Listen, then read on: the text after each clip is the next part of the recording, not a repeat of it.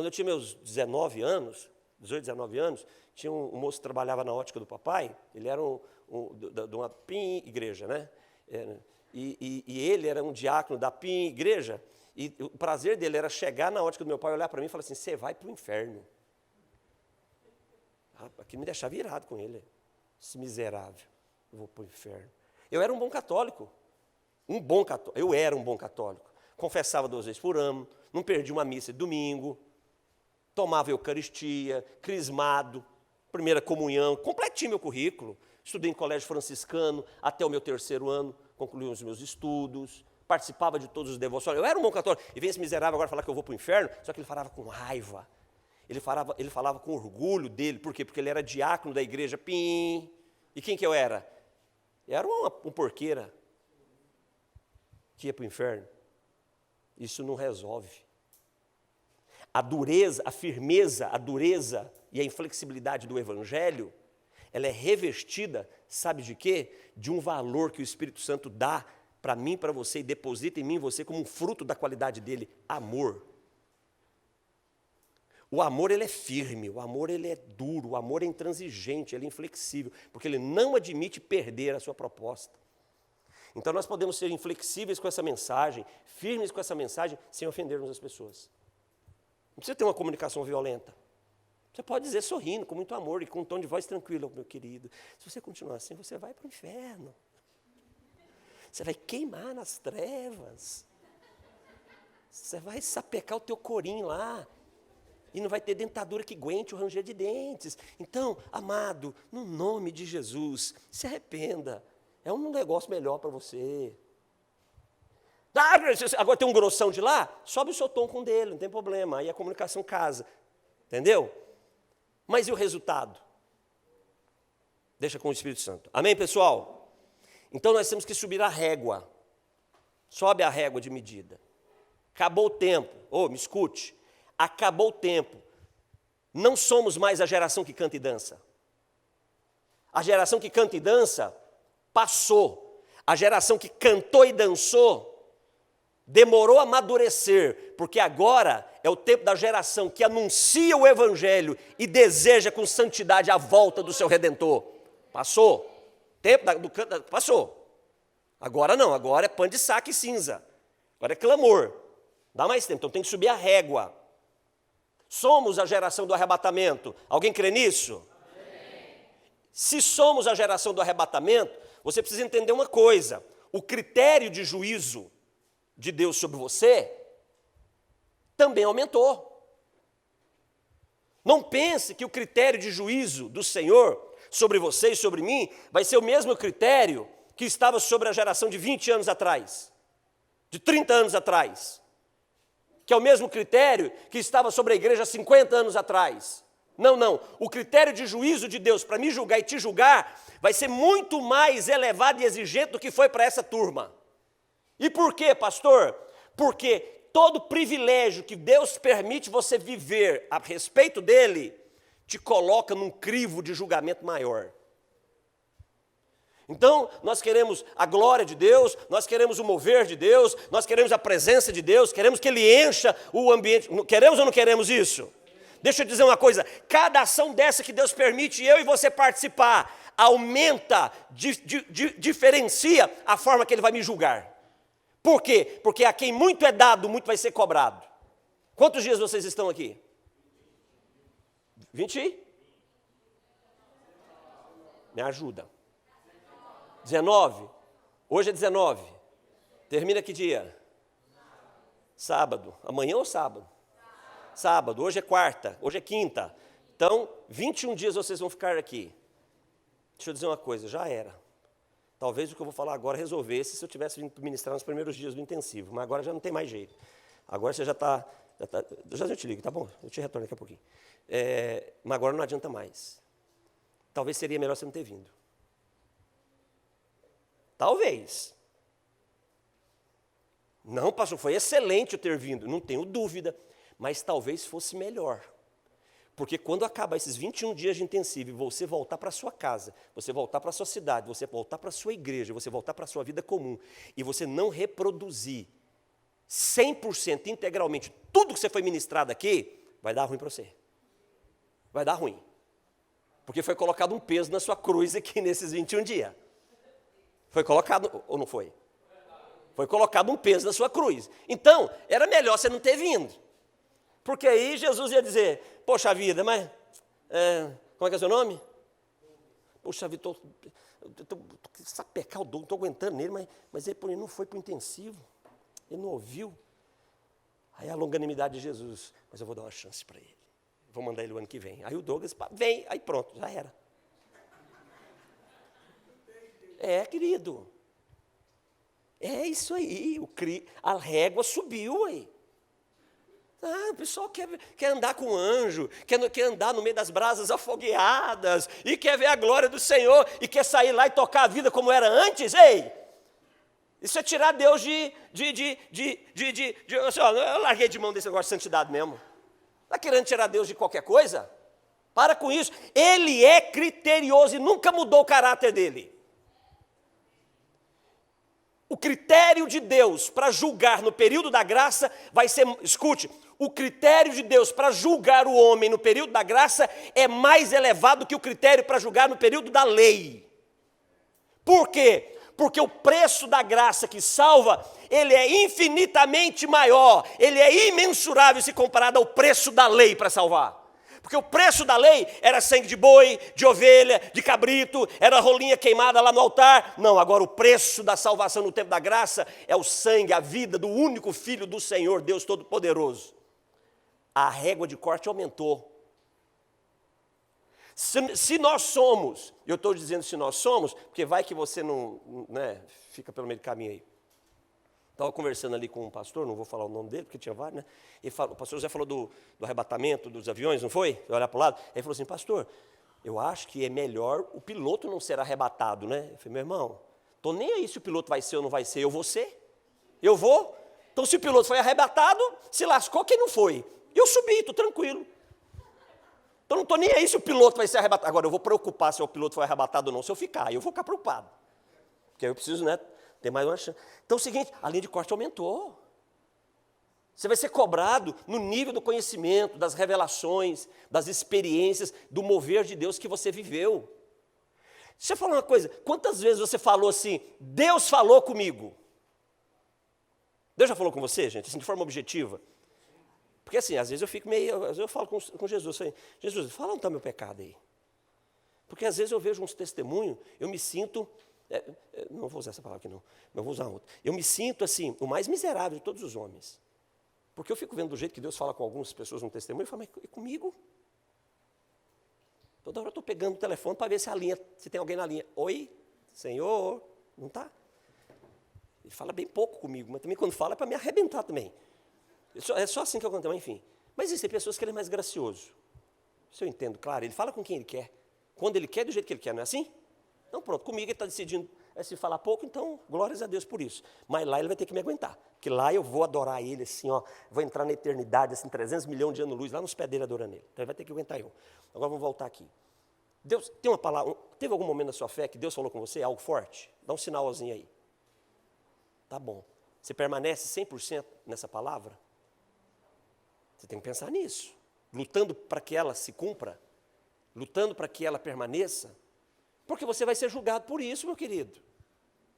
Quantos aqui foram abençoados? Um milagre, aconteceu algo na sua vida que é um milagre. É milagre, é Deus. Glórias a Deus. Você vai ser julgado por isso, meu querido. Você vai ser julgado por isso se você não permanecer. Nós não podemos desprezar aquilo que Deus faz na nossa vida. Ele fez e deixou um testemunho. Sou contigo. Então, a linha de corte aumentou. Vai ter mais juízo para a igreja que faz parte da geração de Enoque. Vai ter mais juízo. E sabe quem fala isso? Não sou eu, não. Quem fala isso é Jesus que fala isso. Jesus diz isso. Jesus ensina isso. Mateus capítulo 11, versículo 21. Jesus chega para Corazim, Betsaida. Betsaida era a cidade de Pedro. Pedro e André, irmãos, eles eram de Betsaida. Jesus chega para a cidade de Corazim, Betsaida, e Jesus diz assim, ai de vocês. Porque se os milagres que eu realizei aqui tivessem sido realizados lá em Tiro e Sidom, que eram cidades fenícias, pagãs, ele diz, os milagres que eu realizei aqui, se eu tivesse feito lá em Tiro e Sidom, aquele povo já tinha se arrependido. E eu fiz aqui e vocês não se arrependeram. Jesus diz, ai de ti, Cafarnaum. Cafarnaum era a cidade de Jesus. Jesus morou em Cafarnaum, era a residência dele, morou anos em Cafarnaum. E Jesus fez milagres em Cafarnaum? Fez, mas não pôde fazer tantos milagres em Cafarnaum. Por que ele não pôde fazer tantos? Por causa da dureza do coração daquele povo. Agora, imagine, Betsaida, Corazim, Cafarnaum, a cidade do nosso Senhor, eles estavam diante do rei de toda a glória, irmãos. Eles não estavam diante de um texto falando do rei de toda a glória. Eles não estavam cantando a canção do rei de toda a glória. Eles não estavam ouvindo um testemunho dos feitos do rei de toda a glória. Eles estavam face a face com o rei de toda a glória, todos os dias. E sabe o que eles ousaram? Eles ousaram não crer e não viver a palavra que saía da boca dele. Deixa eu te fazer uma pergunta. Se eu te pedisse um testemunho, me dá um testemunho de uma cidade na Bíblia, profana, promíscua, depravada, cidade que você olha e diz, não, isso aqui é um exemplo de tudo que não presta. Que cidade seria? Vamos lá. Nínive, Sodoma e Gomorra. Tá, dessas três, quais as duas pior? Claro que Sodoma e Gomorra. Sodoma e Gomorra é o símbolo de tudo que é profano, que afronta a Deus. Os caras queriam pegar os anjos. Olha o nível de degradação que chegou. O nível de maldade e corrupção do coração do homem. Sodoma e Gomorra é o símbolo de tudo que é profano, que ofende a Deus, que fere o céu. Deus, deixa eu te dizer uma coisa. Cadê o profeta para pregar para Sodoma e Gomorra? Porque ele enviou um profeta específico para Nínive. Mas aí é outra história, né? Aí é onisciência, enfim. Mas cadê o profeta de Sodoma? Ah, Ló estava lá. Estava. Abraão estava orando por eles. Tudo isso é válido. Mas cadê o testemunho de juízo passando de norte a sul? Porque foi assim, foi a evangelização de Nínive, não foi? Nínive, irmãos, excedeu a medida. Eu preciso tomar cuidado para não exceder a medida de Deus. Porque para você pode parecer que está tudo bem. Mas não está tudo bem. Para você, para mim, pode parecer que está tudo certo, mas não está tudo certo. Sodoma e Gomorra é o tipo de tudo que é profano e que zomba de Deus. Mas sabe o que Jesus disse para Cafarnaum, querido? Jesus disse, ai de ti, Cafarnaum. Porque se os milagres que eu realizei aqui fossem realizados em Sodoma, essa cidade existiria até hoje. E eu quero dizer, haverá mais rigor para vocês do que para Sodoma, do que para Tiro, do que para Sidom no dia do juízo. Vai ter mais rigor no juízo. Por quê? Porque o que aquela geração estava vivenciando, a geração de Sodoma e Gomorra não vivenciou. Mateus capítulo 11, do versículo 21 em diante, você vai encontrar essa história. Então, você está vivendo um privilégio que vai marcar sua história para o resto da vida. Esse intensivo. Você jamais vai esquecer desses dias aqui. Não vai, você nunca mais vai esquecer. Mas você tem um dever agora, uma obrigação. E não é uma obrigação por causa da missão da igreja. É uma obrigação se você quiser a eternidade com Deus. De sair desse intensivo e reproduzir integralmente tudo que você foi ministrado nesse lugar. Porque o Senhor trouxe príncipes, homens e mulheres de Deus, com segredos e tesouros dele, para compartilhar com vocês aqui. Um grupo pequeno, que agora, vasos de barro que receberam tesouros dos céus, que vai para a sua vida comum. E você tem o dever agora de honrar o nome de Jesus em relação a tudo que aconteceu aqui. Então talvez fosse melhor você não ter vindo. Mas agora já era. 19 dias. Não, vamos embora hoje. Ih, já era, já está lascado, meu irmão. Se você não honrar tudo que você recebeu aqui, vai dar ruim. Vamos lá, vou sentar. Vamos lá.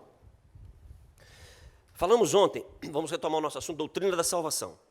Doutrina da salvação se define em dois conceitos, correto? Quais são os dois conceitos? Como ela se aplica e como ela se confirma. Ontem nós estudamos o primeiro conceito, que é como ela se aplica. Como é que a salvação se aplica? Isso aí. Mas vamos organizar agora? Como é que a salvação se aplica?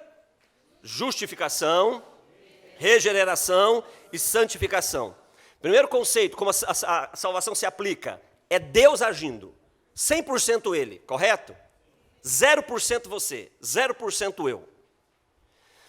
Por que tem essa divisão? Por que eu construí essa divisão? Para ficar claro que esse negócio, uma vez salvo, salvo para sempre, esse negócio de ultra mega powerful HD graça, isso tudo é papo furado. Não tem isso não, gente, não tem isso na Bíblia não. Vai ouvir o que a Bíblia fala. Mas se você ouviu de algum influencer por aí, digital, algo que agradou o seu coração, fica esperto. Fica ligeiro.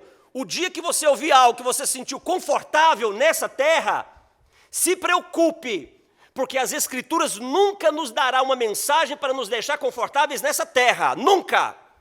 A mais importante notícia para a igreja, a mais satisfatória, a mais confortante, a mais consoladora mensagem para a igreja nessa terra, não traz paz para ela nessa terra, mas traz paz para a igreja na eternidade, que é a volta de Jesus. Então você ouviu algo de algum influencer, que assim, ai, que suave, massagem. Essa mensagem é uma massagem suave nos meus lombos enrijecidos. Foge! Não, mas eu não estou querendo fugir, eu estou achando que é isso mesmo. Então tá bom, então vai para o crivo das Escrituras. Pronto, aí você tá tranquilo, beleza? Aí você está tranquilo. Então, a salvação, ela tem dois conceitos, como ela se aplica, Deus fazendo, mas como ela se confirma, que agora é minha conta, tem uma conta, tem um boleto para você pagar. Aonde que está escrito que não tem um boleto para me pagar? Claro, estou usando uma metáfora.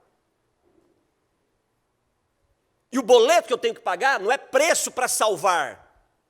O boleto que eu tenho que pagar é preço para ter legitimidade em relação a essa proposta de salvação. Sou legítimo. É de mim que está falando esse assunto aí. Ei, sou eu. Não é comprar a salvação, não é fazer para ser salvo. É você ter legitimidade. Você foi escolhido. Fala do pastor José hoje pela manhã. Desde Adão até o último homem que morrerá nessa terra, todos foram predestinados para a salvação. Ele escolheu todos.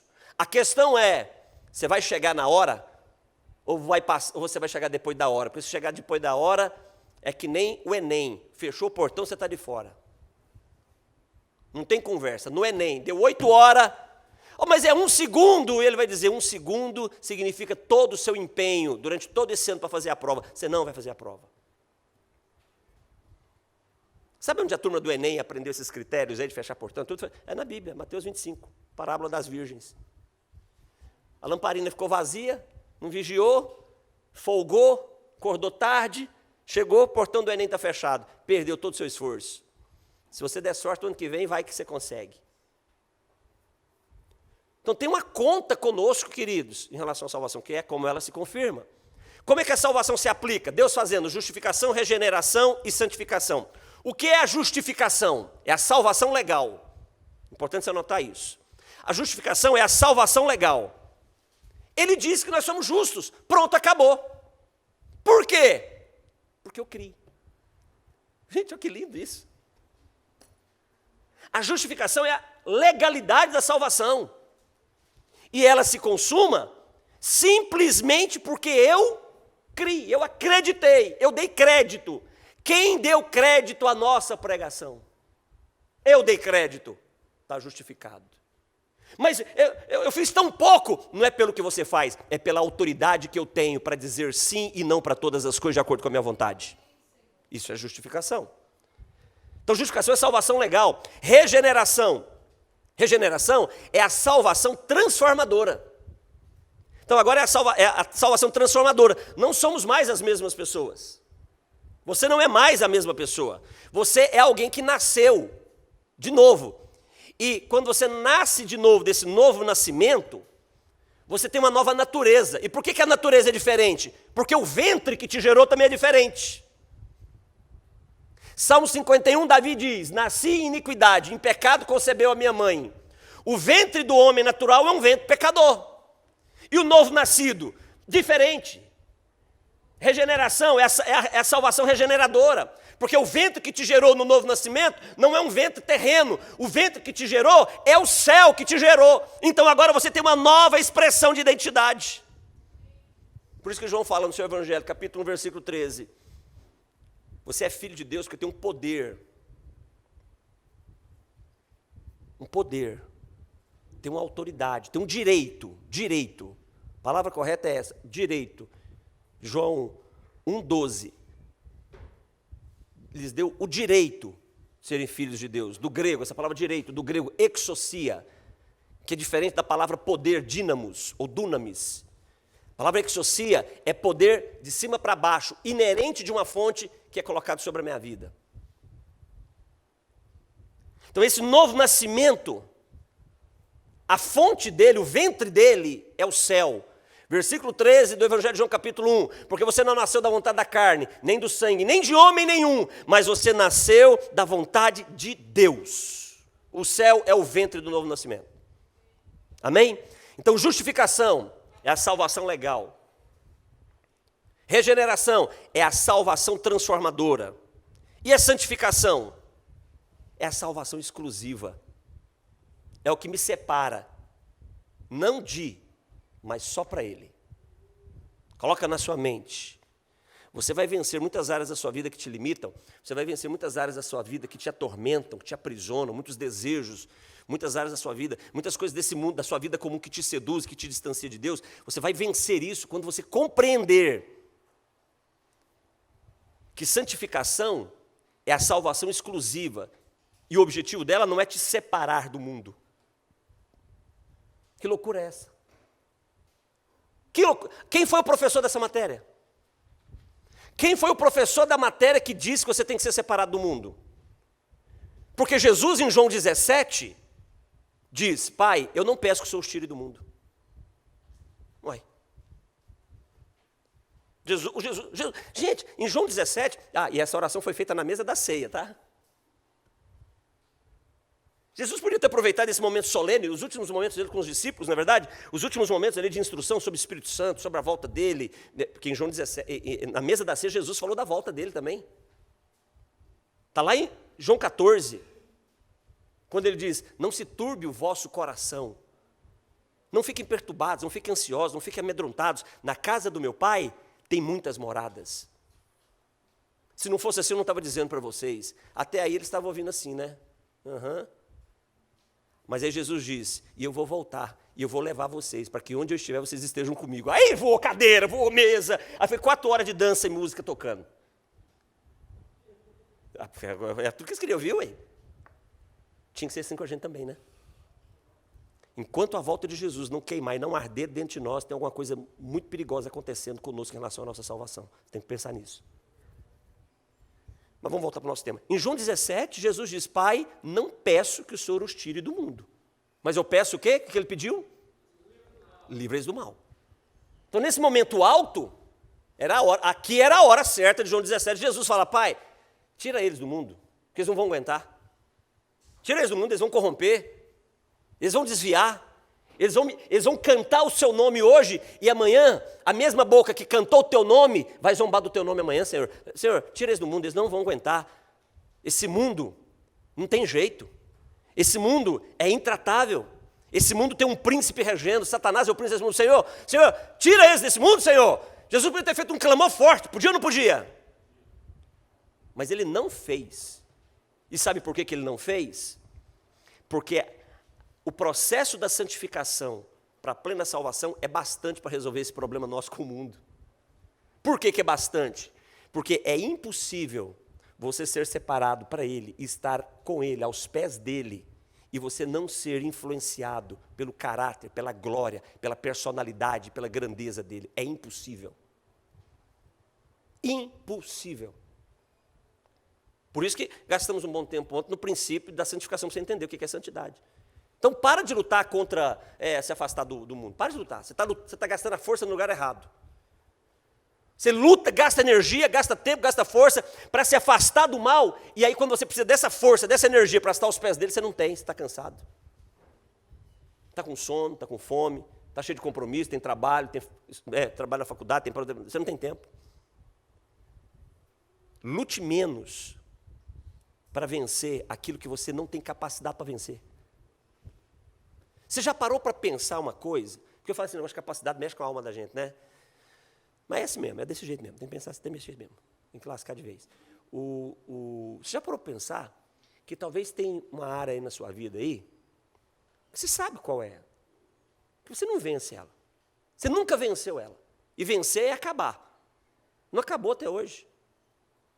Você vê aqui, você está 19 dias no intensivo, talvez esses 19 dias você está top, alto da montanha. Mas deixa eu dizer uma coisa, toda montanha começa e aí você entra no vale. Só que o Deus da montanha é o mesmo Deus do vale. O que muda é o meu caráter em relação à experiência com esse Deus da montanha. Porque quando eu estou no alto da montanha, eu vejo tudo. Quando eu estou no vale, a minha visão é resumida e eu sou exigido agora a agir em fé. Então, queridos, deixa eu dizer uma coisa. Tem áreas da sua vida que você não venceu até agora. Você está lutando há anos. Talvez você veja para esse intensivo dizendo, vou dar uma chance para mim no intensivo, para me mudar. E vai chegar sábado e você vai dizer, venci! E talvez passe 2 dias, você está lá de novo chafurdando na lama. Isso não é improvável. Agora, por quê? Porque talvez nós não entendemos ainda que tem áreas da nossa vida que Jesus vai dizer assim, eu vou deixar lá, vou tirar não. Aí talvez os anjos digam, mas por que o senhor não vai tirar? Porque não precisa tirar. Porque o fato de eu não tirar vai glorificar meu nome mais ainda. Aí os anjos, mas como? Aí o Miguel fala, Senhor, aí é um absurdo, agora eu não tô... Calma, Miguel, você não sabe nada. Você não sabe nada, Miguel. Você é um inocente, senta aí, inocente. Me ouve, porque antes de tudo eu já estava nessa história aí. Você senta aí, vai aprender, Miguel. Miguel, não é a força dele para governar o homem carnal dele. É a morte do homem carnal dele. E o homem carnal só morre quando o homem espiritual governa. E o homem espiritual só ascende quando ele está comigo. O homem espiritual nunca se levanta quando simplesmente só se afasta do mal. Então eu vou deixar essa perturbação aí, para sempre ele saber que ele não pode nada. Mas comigo, ele vai poder todas as coisas, porque eu sou a fortaleza dele. Está escrito isso na Bíblia, né, em algum lugar? Acho que lá em Filipenses 4:13 fala sobre isso. O apóstolo Paulo, um santo homem de Deus, orou 3 vezes para Jesus. A gente não sabe o que era o espinho na carne dele. Mas não precisa saber o que é. Os teólogos querem saber o que é. Sabe por que os teólogos querem saber o que é? Porque eles pensam assim, se esse santo homem de Deus, Paulo, passou por isso, ai de mim. Então tem que achar o espinho da carne do Paulo para o teólogo pensar, não, isso aqui eu venci. Não, o Espírito Santo não deixou ser revelado. Por quê? Por cada um de nós, Jesus vai permitir um espinho na carne. Uma área que eu vou olhar e vou dizer, eu sou fraco, eu não presto. E aí, ao invés de lutar para vencer isso, que eu sou insuficiente, eu vou correr para Ele. E quando eu correr para Ele, os braços da graça dele estarão abertos para me receber, porque eu escolhi a boa parte. Aí está tudo resolvido. A santificação resolve todos os problemas do homem carnal. Quantos entenderam? Diga amém.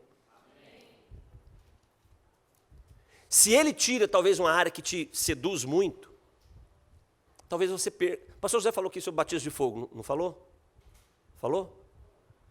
Para alguns falou. Teve uns que prestou atenção, outros não. Falou, né? Pois é. Se Jesus tira tudo, aí depois vocês pegam os vídeos lá, né? Você tem acesso aos vídeos, você recapitula. Volta lá na primeira aula, começa a assistir as 10 horas de aula e você vai achar. Né? Se Ele tira isso que me fragiliza, eu vou perder a chance do batismo de fogo. Porque o batismo de fogo vem para me moer, não é? Me moe, me consome por completo. E algumas áreas que nós não vencemos, pelo fato de termos sido justificados, regenerados, consciência de salvo, e agora sendo chamados para a santificação, isso me aperta. Aperta ou não aperta? Justificação, salvação legal. Regeneração, salvação transformadora. Santificação, salvação exclusiva. Somos separados para Ele. Nunca mais esqueça esse conceito. Você não é separado do mundo, você é separado para Ele. A nossa força de santidade não está em sermos separados do mundo, mas em sermos separados para Ele. Porque uma vez separados para Ele, o coração dEle, os olhos dEle, a vontade dEle. Moisés ficou 40 dias no Monte Sinai, 40 dias e 40 noites, não foi? Quando ele desce, se encontra com o povo, o que aconteceu quando ele desce e o povo vê ele? que acontece com o povo quando vê ele? Eita! O cara assustado. Por quê? Porque o rosto dele brilhava. A glória de Deus influenciou ele. Deixa a glória de Deus, deixa a sua vida de oração. Intensas orações, deixa o seu tempo de meditação bíblica, deixa o seu tempo de adoração, o seu tempo de jejum, de humilhação, impregnar a glória de Deus na sua vida, para a glória do nome dele. Amém, queridos? Beleza? Então, essas 3 experiências da doutrina da salvação, como ela se aplica, que é Deus fazendo, né? Elas são resultantes da vida de Jesus por nós. Isso só acontece porque Jesus deu a vida por nós, na cruz. E a plena salvação não se inicia se essas 3 experiências não se consumarem, elas têm que serem consumadas. Então você pode ter sido justificado, ok? Regenerado. Agora, e a santificação? Porque a santificação é um processo, o quê? Pegadinha do malandro, peguei vocês agora, né? A santificação é uma obra contínua, não para. Todos os dias. Todos os dias. Ok, queridos? E essas 3 experiências, elas são reais, irmãos, elas são reais. Por que elas são reais? Como eu posso saber que essas 3 experiências, justificação, regeneração e santificação, são reais? Porque talvez você possa, de repente você é um cara que pensa muito, uma mulher que pensa muito, sabe, um analista, você tem um perfil analítico, muito questionador, você precisa de evidência, você precisa de prova, você precisa de detalhe, né? Isso não tem nada de errado, mas ao mesmo tempo tem tudo de errado também, né? Porque o conceito da fé não admite evidência. Se tiver evidência, glória a Deus, e se não tiver, sou obrigado a crer do mesmo jeito. Hebreus 11 fala a respeito disso, fé é o firme fundamento daquilo que eu não vejo, né? Então, se tem, glórias a Deus, se não tem, não tem. Mas de repente, se essa pessoa analítica, assim, muito processual, muito detalhista, você precisa de um fato. Esses 3 processos, embora possam parecer intangíveis, mas intangíveis por quê? Não dá para tocar, não dá para construir uma prova, materializar algo para me dar certeza disso. Podemos pensar assim ou não? Vamos fechar, né, o espaço, né, gente? Porque o diabo é fogo. Esse bicho não presta, é um miserável ele, né? Deixa eu dizer uma coisa. A justificação, a regeneração e a santificação são fatos reais. Tem um testemunho bibliográfico e histórico que essa obra é real. E sabe qual é esse testemunho bibliográfico e real? Há quase 2000 anos atrás, um nascido de Belém, um galileu, foi levantado numa cruz, no Monte Gólgota, em Jerusalém, e foi visto por milhares e milhares de pessoas, morto, e ao 3º dia, por cerca de 500 testemunhas aproximadamente, 40 dias vivo, que testemunharam que a obra da cruz é uma verdade para a nossa vida, é uma evidência histórica. Existem, quantos evangelhos existem? Canônicos, 4. Não canônicos, cerca de 25.000 evangelhos escritos. Não canônicos, ou seja, não separados e tidos como plenamente inspirados. Mas eu quero te dizer, existem mais de 25.000 textos escritos por pessoas diversas da época de Jesus, narrando o mesmo fato. 25.000 naquela época, narrando o mesmo fato. O homem de Nazaré, o carpinteiro de Nazaré, o morador de Cafarnaum, nascido em Belém, um homem sem pecado, foi levado naquela cruz, foi morto, foi crucificado, mas ressuscitou ao 3º dia e está vivo até hoje. Mais de 25.000 escritos bibliográficos diferentes, de autores diferentes testemunhando sobre isso.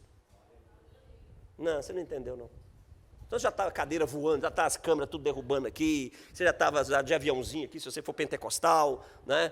Agora se for um tradicional, você só ia curvar a cabeça e dar glórias a Deus. Mas enfim, você não entendeu não. Sabe por quê? Porque ninguém questiona as falas de Platão. As falas de Platão são um fundamento para toda proposta educacional do mundo moderno. E Platão já duvidam que ele tenha existido. Algumas pessoas dizem que Platão talvez tenha sido um arquétipo de Sócrates. Dos escritos de Platão, sabe quantas cópias existem? de tudo que Platão escreveu e que fundamenta a proposta educacional, acadêmica do mundo moderno? Sabe quantas cópias existem de tudo que Platão escreveu? Um homem que talvez nem tenha existido, e o mundo não questiona o valor dele, não questiona a realidade dos ensinos dele. Sabe quantas cópias existem? 2 cópias. E sabe qual é a diferença de escrito delas para o original? Mais de 1000 anos.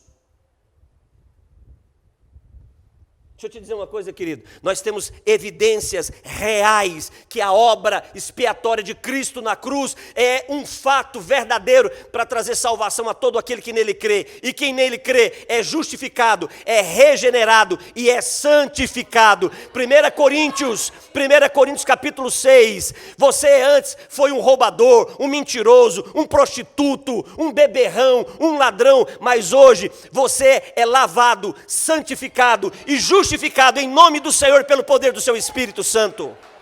Tem uma evidência sobre isso. Não é só um discurso, não. Querido, e esse fato real da obra expiatória de Cristo me une com Ele. Então agora pisamos mais fundo agora, não é? A obra da plena salvação, quando Deus a aplica, me justificando, me regenerando, me santificando, me une com Cristo. Por isso que em João 17, Jesus não tem problema de dizer: Pai, que eles sejam um, assim como eu e tu somos um, e eles em nós. Meu Deus, não tinha problema falar isso. Por quê? Porque a obra da salvação, quando ela se aplica, e Deus faz tudo o que tem que fazer, justificando, regenerando e santificando, me une com Cristo. E a partir dela, nós crescemos, nós avançamos, nós expandimos. Para quê? Para uma vida cristã perfeita. Hebreus capítulo 10, eu quero ler esse texto, é um texto um pouco longo, mas é importante você deixar ele marcado. Hebreus 10, versículo 19 ao 23, para nós fecharmos esse primeiro módulo. Finalizamos o assunto de ontem, né? Que Deus me dê graça nesses 40 minutos para terminar. Vamos ter que terminar, gente. Vocês estão por aqui. Quem vai voltar para São Paulo é eu, né? Quem vai ter que pegar o voo, pode perder o voo é eu. Então está tranquilo. Tranquilo, gente? Glória a Deus. Ó. Quem concorda, levanta a mão. Ó, todo mundo levantou a mão. Ó, que bênção. Vamos lá. Hebreus 10, 19 e 23. Tendo, pois, irmãos, intrepidez, para entrar nos santos dos santos, pelo sangue de Jesus, pelo novo e vivo caminho que Ele nos consagrou pelo véu, isto é, pela sua carne, e tendo grande sacerdote sobre a casa de Deus, nos aproximemos dele com um coração sincero, com a plena certeza da fé, e tendo o coração purificado da má consciência, metanoeu, e lavado o corpo com água pura, guardemos firme a confissão da esperança, sem vacilar, porque quem fez a promessa, ele é fiel. Agora, eu quero fechar esse primeiro módulo. Alguém leu o versículo 24, só 24. Consideremos uns aos outros para nos estimularmos ao amor e às boas obras. Dentro do contexto. Aí vem o versículo 25 de Hebreus 10, que diz assim: não deixe de congregar, como é o costume de alguns. Congregar em uma igreja, você fazer parte de uma igreja, é um mandamento. Que dentro do contexto de Hebreus, que nós acabamos de ler, o não congregar significa você estar na rota da apostasia. Você achou forte isso que eu disse? Considere o conceito do versículo 19 a 23 que nós lemos, e continua lendo, porque nós temos que ser honestos com as Escrituras. E ser honesto com as Escrituras é você aplicar regras de hermenêutica que são fundamentais, básicas pelo menos, considerar contexto anterior e posterior. Nesse texto que nós lemos, que fala de uma obra salvífica, plena, completa e absoluta na nossa vida, ele caminha dizendo: não deixe de congregar, como é o costume de alguns. E por que eu não posso deixar de congregar como é o costume de alguns? Porque se você peca voluntariamente, versículo 26, depois de ter recebido o conhecimento da verdade, já não tem mais sacrifício para você pelo pecado. Como diz o pastor José, né? O cover do pastor José, vamos lá, Você não tem mais sacrifício. Versículo 27. Porém, uma expectação terrível de juízo e uma indignação ardente que há de devorar o adversário. E você está pensando que Deus ama o pecador. Versículo 28. Aquele que desprezou a lei de Moisés morreu sem misericórdia, sobre 2 ou 3 testemunhas. Versículo 29. Com quão maior castigo pensais vós que será julgado merecedor aquele que pisar o Filho de Deus e tiver por profano o sangue do pacto com o qual foi santificado e ultrajar o Espírito da graça? Porque conhecemos aquele que disse, a vingança pertence a mim, eu retribuirei, diz o Senhor. E outra vez, o Senhor julgará o seu povo. Coisa terrível é cair nas mãos do Deus vivo. A régua subiu, queridos. Para com esse negócio de ficar assistindo culto pela internet, dizendo que está tudo certo, está tudo errado. Culto pela internet não é o ideal, é o possível, por conta da pandemia, é o possível. Tem que congregar é um mandamento. O texto de Hebreus 10, 25, que manda congregar, ele é a ligação, ele é a ponte. Ele é o alinhavamento entre uma fala de, você está salvo agora, esse é o teu caráter, e uma fala, congrega para permanecer firme, porque talvez não tenha mais chance para você. Amém, queridos?